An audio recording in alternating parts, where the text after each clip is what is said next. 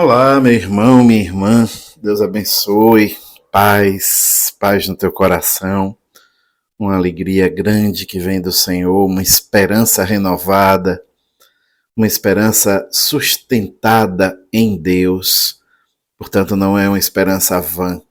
Essa semana no Advento é a semana da esperança, é a semana da vela verde, é a semana do reconhecimento de que aquele que nasceu em Belém de Judá é o Messias esperado e ele realiza as promessas.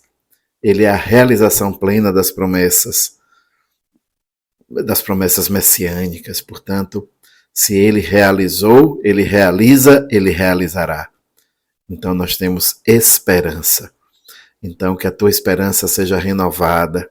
Dias novos virão, por maior que seja a escuridão da noite, a alvorada sempre chegue e o sol da justiça brilha. Que Deus te abençoe, meu irmão. Saúde, paz. Vamos pedir o Espírito Santo de Deus que nos renova, nos encoraja, nos anima, nos dá sentido da existência, dá sentido à nossa existência. Clareia as nossas dúvidas, ilumina a escuridão da alma, responde às nossas perguntas mais profundas. Só o Espírito Santo de Deus é capaz de nos dar o que precisamos para uma vida feliz.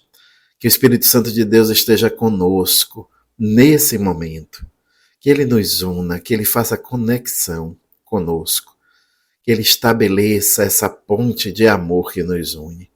Que o Espírito Santo de Deus seja a força que faz com que estejamos juntos nesse momento. Que ele arme sobre nós uma tenda de amor, nos conecte. Que ele faça descer sobre nós uma sombra refrigerante, uma sombra que seja refrigério para o nosso cansaço, que seja descanso. E que nesse momento, mesmo que andando estejamos, mesmo que nos locomovendo, mesmo que no calor escaldante do dia, sintamos a brisa suave do Espírito Santo de Deus. Em nome do Pai, do Filho e do Espírito Santo. Amém. O Senhor esteja convosco, Ele está no meio de nós. Proclamação do Evangelho de Jesus Cristo, segundo Mateus. Glória a vós, Senhor. O capítulo é o 15, os versículos de 29 a 37. Naquele tempo, Jesus foi para as margens do mar da Galileia, subiu a montanha e sentou-se. Numerosas multidões aproximaram-se dele, levando consigo coxos, aleijados, cegos, mudos e muitos outros doentes.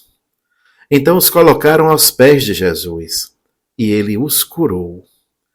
O povo ficou admirado quando viu os mudos falando, os aleijados sendo curados, os coxos andando e os cegos enxergando, e glorificaram o Deus de Israel.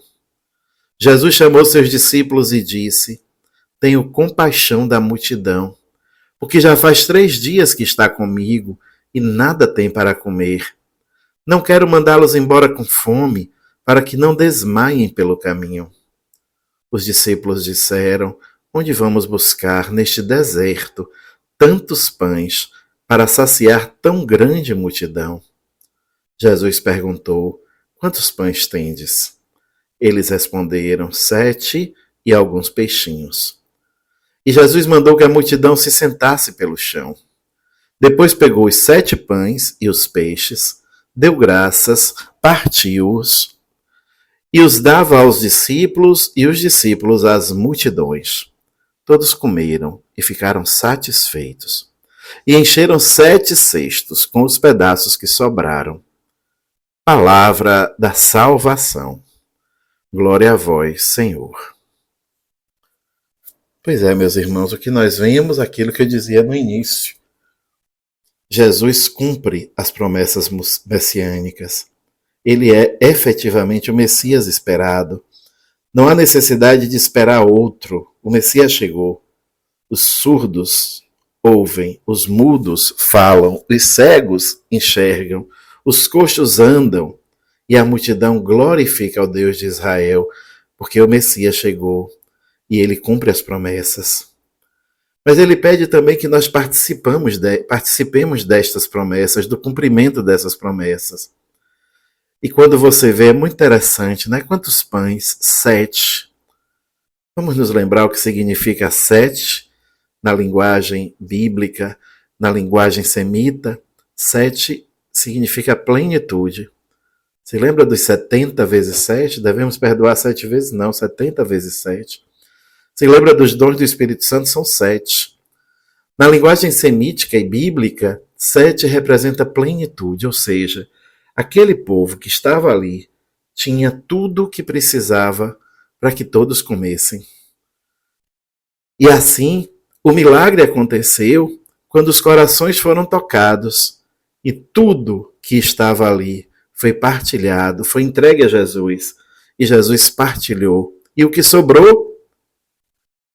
Sobraram 7 cestos cheios, plenitude. Sempre existe.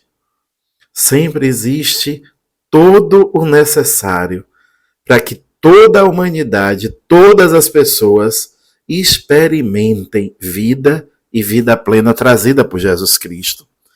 Basta que os nossos corações sejam tocados. Basta que nós saiamos do egoísmo e entremos na dinâmica da partilha solidária. Basta que os nossos corações vivam de uma fé tão concreta que não suporte a ideia de que alguns serão desprovidos, já que o mundo tem tudo para que todos sejam felizes. Vamos pedir neste dia de hoje a graça de um coração que reconheça em Jesus o Messias e participe, não por mérito nosso, mas por graça de Deus, por bondade de Jesus Cristo, participe da sua obra, que é obra salvífica, é obra de vida, é obra de vida plena. Nós temos tudo, o mundo tem tudo, Deus nos deu tudo. Se falta algo, carinho, ternura, comida, justiça, a alguém, é porque alguém está guardando demais o que pertence ao outro por direito. Peçamos a Deus a graça de um coração que, participando da missão de Cristo, seja coração que partilhe os dons, os bens, os carismas, para que todos tenham vida e vida plena. Essa vida que Jesus nos trouxe quando nasceu, pobre menino, em Belém de Judá. Que Deus mesmo nos ajude. E Ele te abençoe em nome do Pai, do Filho e do Espírito Santo. Amém.